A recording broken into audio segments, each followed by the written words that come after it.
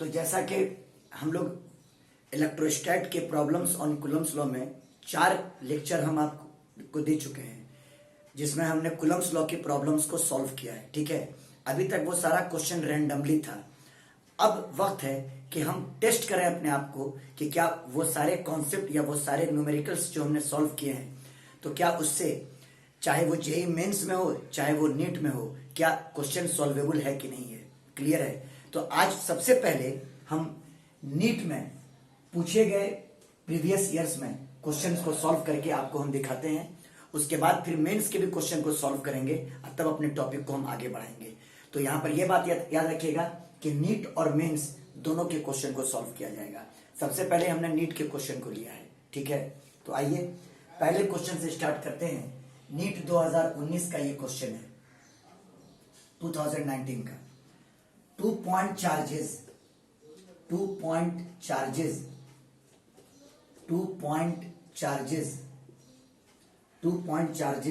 A and B, 2 point charges A and B, having charges, question लिखवा रहे हैं आपको हम। having charges plus q and minus q, having plus q and minus q are placed at a certain distance apart,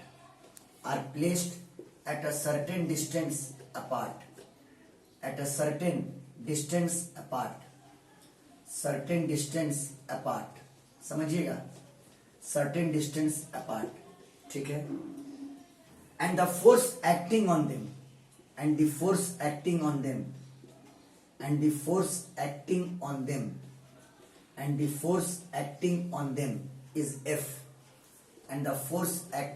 them is F, उनके बीच जो force है उसकी value F के बराबर है। If 25% charge of A, 25% charge of A is transferred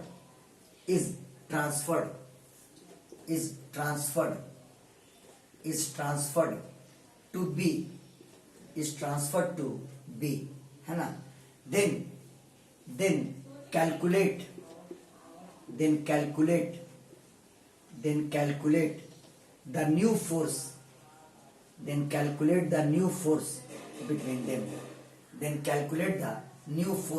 between them, है ना। Distance को चेंज नहीं किया गया है, जितनी दूरी पर ए और बी पहले था उतनी ही दूरी पर ए और बी बाद में भी है। देखिए क्वेश्चन क्या कह रहा है। आपके पास 2 पॉइंट चार्ज है ए और बी। चलिए ठीक है, इनिशियल केस को बना रहे हैं। ये ए और बी, और ए पे चार्ज है प्लस क्यू और बी पर चार्ज है माइनस क्यू, और मान लेते हैं कि दोनों के बीच का इनिशियल सेपरेशन, इनिशियल क्या फाइनली भी सेपरेशन उतना ही रहेगा, आर, है ना। ए पे चार्ज है प्लस क्यू और बी पे चार्ज है माइनस क्यू। तो अभी दोनों के बीच में इलेक्ट्रोस्टैटिक फोर्स F के बराबर है। तो आप F की वैल्यू लिख सकते हैं, F बराबर 1/4 पाई एप्सिलॉन नॉट के लिए K, Q का मॉड तो ये तो Q ही रहेगा, और माइनस Q का मॉड ये भी Q हो जाएगा, अब बटा R स्क्वायर, यानी KQ स्क्वायर अब बटा R स्क्वायर, है ना। इक्वेशन नंबर फर्स्ट, मतलब इनिशियली दोनों पे जो इलेक्ट्रिक फोर्स F लग रहा था उसकी वैल्यू मैंने कैलकुलेट कर लिया, KQ स्क्वायर अपॉन कितना, R स्क्वायर। नाउ सी, अब क्वेश्चन आगे क्या कह रहा है। 25% चार्ज ऑफ Q, सॉरी यहां पे A है, of A, 25% charge of A is transferred to B, मतलब A में जितना चार्ज है उसका 25% B को ट्रांसफर कर दिया गया, यानी A में कुछ चार्ज का लॉस हुआ और B ने उस चार्ज को गेन किया। क्योंकि ये हम बता चुके हैं आपको कंजर्वेशन ऑफ चार्ज में कि एक बॉडी से दूसरे बॉडी में आप चार्ज को ट्रांसफर कर सकते हैं। तो A से 25% चार्ज B को ट्रांसफर किया गया। चलिए फाइनल केस में आते हैं।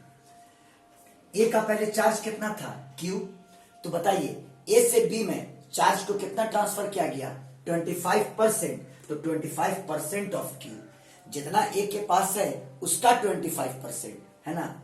तो charge transferred, charge transferred, charge transferred from A to B, charge transferred from A to B, from A to B, A से बी में चार्ज जो ट्रांसफर हुआ that is equal to 25% of Q, 25% of Q, यानी 25/100 into Q. बोलो clear. अब 25 चौके कितना 100, यानी क्यू अपॉन 4।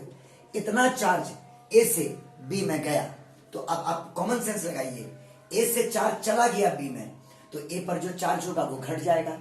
तो final charge on A, final charge on A, final charge on A पर फाइनल चार्ज अब कितना हो जाएगा। तो पहले चार्ज क्यू था और इतना चला गया ए से, तो क्यू माइनस करना होगा, क्यू अपॉन 4। अब बोलिए 4q माइनस क्यू, ये बराबर 3q अपॉन 4, यानी ए पर अब फाइनल चार्ज इतना ही रह गया। बात आई समझ में। बी ने चार्ज को, यानी बी ने इतने चार्ज को गेन किया है।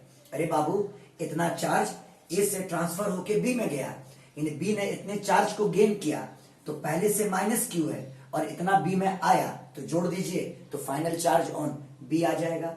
Therefore final charge, final charge on B, B पर जो फाइनल चार्ज होगा that is equal to minus Q plus Q upon 4, है ना, यानी -4q प्लस क्यू, यानी -3q अपॉन 4, है ना। यानी अब इस ए पर आपका चार्ज है 3q/4 और बी पे चार्ज है -3q/4। क्लियर है। तो अब निकालना है कि दोनों के बीच फोर्स की वैल्यू कितनी होगी, और आपको आंसर लाना है इस इनिशियल फोर्स के टर्म में। क्लियर है। आप स्क्रीनशॉट ले लें और यहां पर मिटा करके हम ये दिखा देंगे कि दोनों के बीच में फाइनली फोर्स कितना लगेगा, या क्वेश्चन को मिटा करके हम सॉल्व कर लेंगे। स्क्रीनशॉट ले लीजिए। अब आप लोग खुद भी कर सकते हैं, लेकिन चलिए 2019 रिसेंटली आज क्वेश्चन है, देखिए।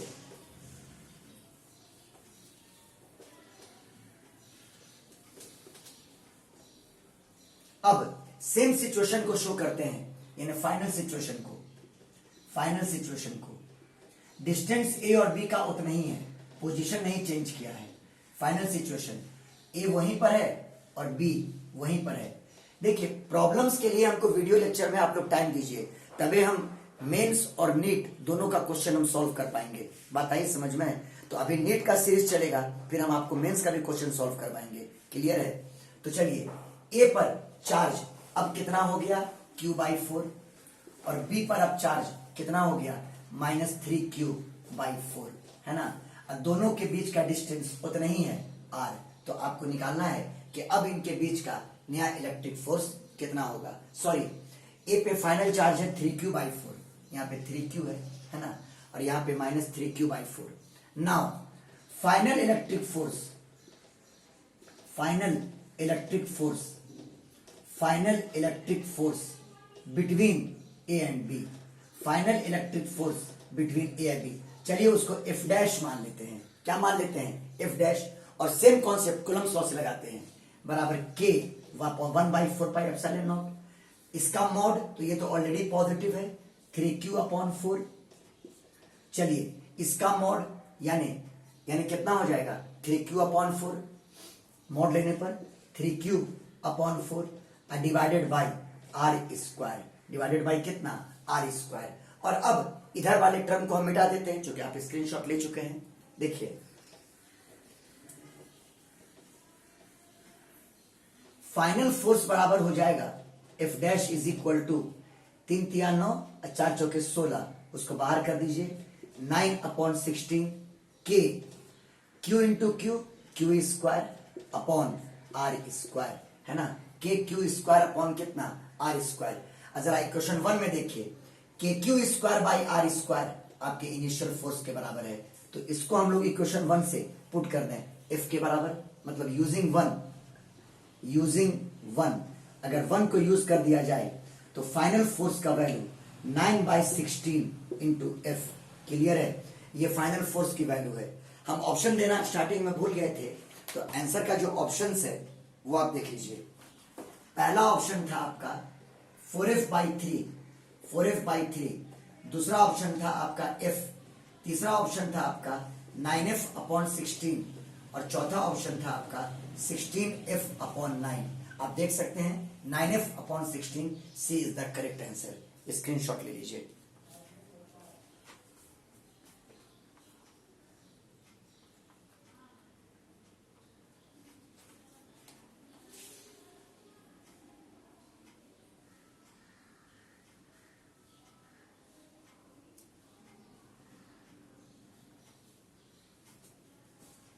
हो गया?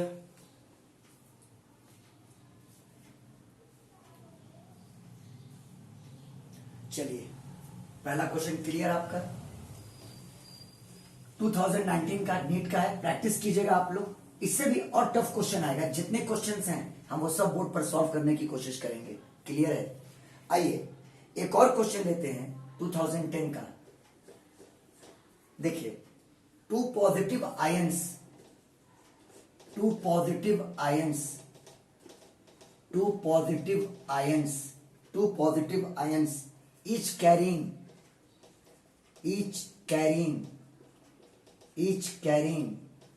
each carrying charge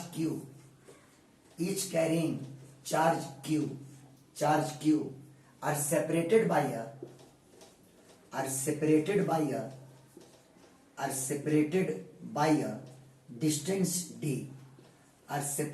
a distance d। Clear है? Distance d। क्वेश्चन कह रहा है if f is the force of repulsion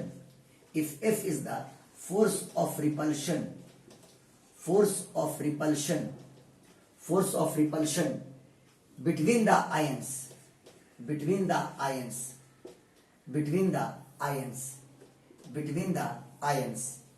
then calculate the number of electrons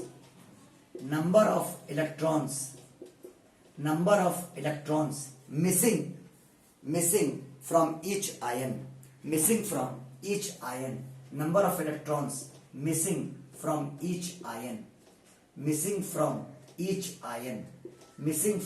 each ion। Clear है? देखिए, हम आपको ऑप्शन लिख देते हैं पहले ही, ठीक है? देखिए, इसको तो मिटा देते हैं, ये पहले क्वेश्चन का ऑप्शन था। ऑप्शन देख लीजिए क्या है। पहला ऑप्शन है 4πε0 FD square by E square, FD square upon E square. Second option है under root 4πε0 into FE square upon D square. और थर्ड ऑप्शन है under root 4πε0 FD square upon E square. और चौथा ऑप्शन है 4πε0 into FD square बटा E square. Clear है? बटा E square. चलिए, ये 2010 का क्वेश्चन है नीट में। देखिए, दो पॉजिटिव आयंस है आपके पास। एनालाइज कीजिए क्वेश्चन को। आपके पास दो पॉजिटिव आयंस है। आयन मतलब चार्ज स्पीशीज। जैसे सोडियम, उसने अपना एक इलेक्ट्रॉन लूज किया तो Na+ बना, और एक इलेक्ट्रॉन को लूज किया, this is ion, sodium ion, है ना? Charge species. क्लियर है? चार्ज स्पीशीज, आयन का मतलब यही होगा। अब दोनों पे चार्ज का वैल्यू Q है, तो कहता है बताइए, और दोनों के बीच का डिस्टेंस D के बराबर है। अच्छा, ये आयन क्यों बना? ये पॉजिटिव, जैसे ये पॉजिटिव आयन है, हमारे क्वेश्चन में भी पॉजिटिव आयन है, तो पॉजिटिव आयन कब बनता है? जब न्यूट्रल स्पीशी अपने इलेक्ट्रॉन का लॉस करता है। जब न्यूट्रल स्पीशी अपने इलेक्ट्रॉन का क्या करता है? लॉस करता है। तो ये दोनों पॉजिटिव आयंस ने इलेक्ट्रॉन को लॉस करके या इलेक्ट्रॉन को लूज करके दोनों ने ईच इतना चार्ज एक्वायर किया होगा। दोनों ने ईच इतना चार्ज एक्वायर किया होगा, और दोनों से इलेक्ट्रॉन का लॉस हुआ होगा, है ना? इन्हें दोनों में इलेक्ट्रॉन की कमी होगी। जितना न्यूट्रल स्टेट में इलेक्ट्रॉन होता है, अब उनके अंदर उससे इलेक्ट्रॉन कम होगा। बात आई समझ में? तो कहता है अगर दोनों आयन के बीच में इलेक्ट्रिक फोर्स Q के बराबर है, सॉरी F के बराबर है, तो बताइए दोनों आयन से कितना इलेक्ट्रॉन मिस हो रहा है।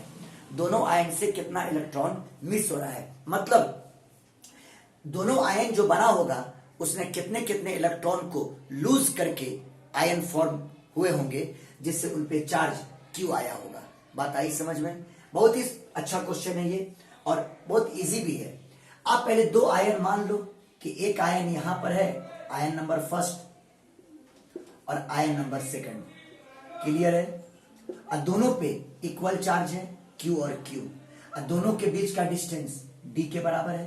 ध्यान दीजिए। अच्छा एक और बात, चूंकि दोनों पॉजिटिव आयन पे इक्वल इक्वल चार्ज है, तो जितना इलेक्ट्रॉन इसमें मिस होता होगा उतना ही इलेक्ट्रॉन इसमें भी मिस होता होगा। बात आई समझ में? तो पहले आप ये निकाल लो कि अगर F दोनों के बीच में इलेक्ट्रिक फोर्स है और यहां पर रिपल्शन बोल रहा है, तो ऑब्वियसली दोनों पॉजिटिवली चार्ज है, तो पॉजिटिव पॉजिटिव को रिपेल करेगा और ये पॉजिटिव इस पॉजिटिव को रिपेल करेगा, तो दोनों के बीच में रिपल्शन तो लगेगा ही। तो F दोनों के बीच का फोर्स ऑफ रिपल्शन है। आप निकाल लें पहले Q की वैल्यू कि दोनों पे ईच पे चार्ज कितना है ना? तो आइए कूलम्स लॉ, F बराबर 1/4 पाई epsilon not mod of Q यानी Q, मॉड ऑफ Q यानी Q स्क्वायर अपॉन कितना D square. Let us calculate the value of Q, यानी दोनों पे कितना कितना चार्ज है।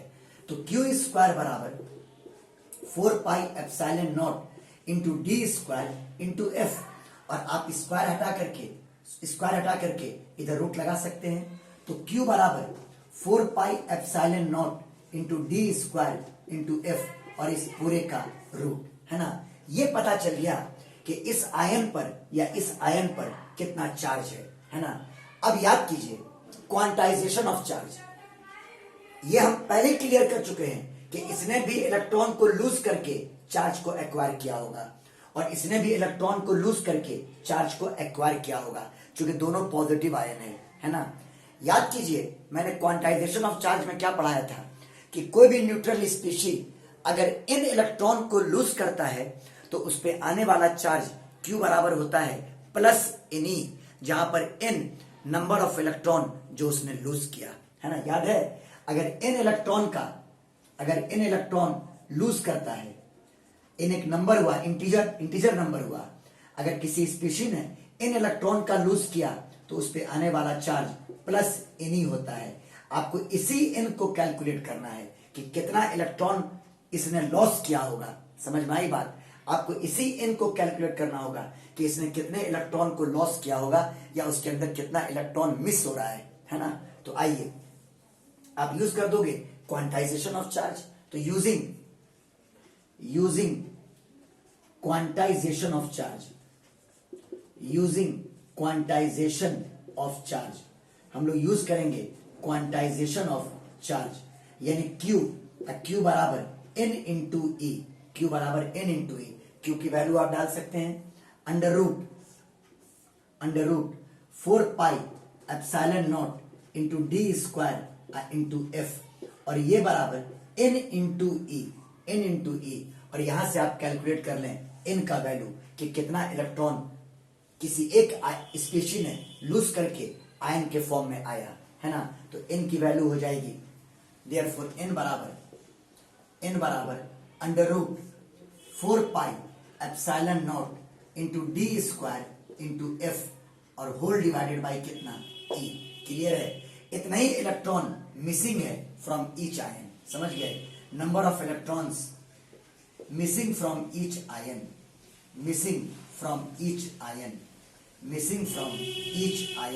इतना ही इलेक्ट्रॉन प्रत्येक आयन से मिस हो रहा है।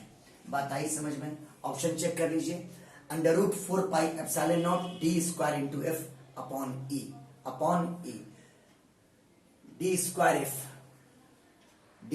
F upon E। ऑप्शन में आपके 4 pi epsilon naught FD square upon E, under root 4 pi epsilon naught FD square upon E। देखिए सी ऑप्शन आपका मैच कर रहा है। 4 pi epsilon not F D square, 4 pi epsilon not F D square. कुछ कहेंगे कैसे match कर रहा है सर, आपके नीचे ई है और इसमें ई स्क्वायर है। अरे भाई तो ये ई स्क्वायर रूट के अंदर है, अगर इसको रूट के बाहर कर दो तो ये बाहर में ई ना, नीचे में ई ना आ जाएगा। अगर इसको रूट से बाहर कर दें तो आपका नीचे में ई आ जाएगा। आप इसको लिख सकते हैं, ये ई जो आपका रूट फ्री है, अगर आप इसको रूट के अंदर ले जाइए तो आप ई स्क्वायर इसको लिख सकते हैं, यानी बराबर under root 4 pi epsilon naught into D square into F. अब बटा ई रूट के बाहर है, रूट के अंदर ले गए ई स्क्वायर, ये रूट से बाहर होगा तो फिर ई हो जाएगा। बात आई समझ में? तो आपका सी ऑप्शन बिल्कुल करेक्ट है। क्लियर है? स्क्रीनशॉट ले लीजिए।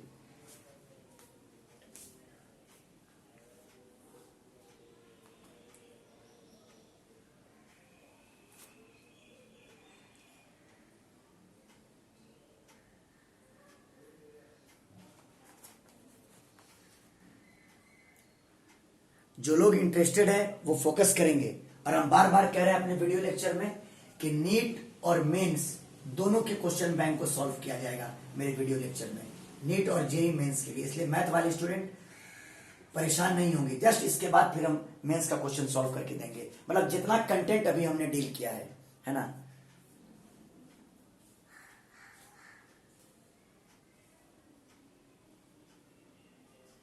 चलिए, मैंने 2 क्वेश्चन सॉल्व किया है, स्क्रीनशॉट हो गया होगा। हम आपके लिए एक क्वेश्चन छोड़ के जाते हैं, हम स्टार्ट यहीं से करेंगे नेक्स्ट क्लास में प्रॉब्लम्स के लिए।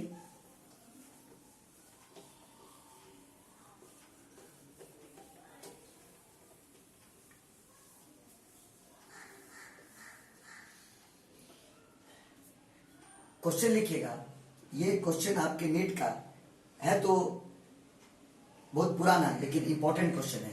लिख लीजिए question, a charge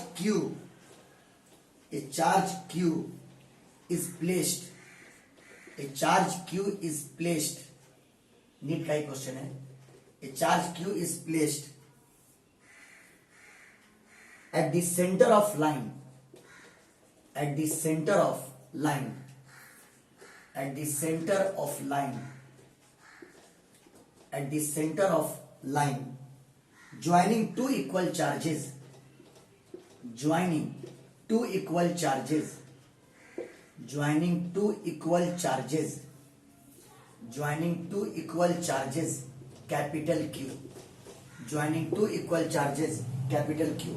The system of three charges, the system of three charges, the system of three charges, the system of three charges, the system of three charges will be in equilibrium, will be in equilibrium, will be in equilibrium, will be in equilibrium, will be in equilibrium if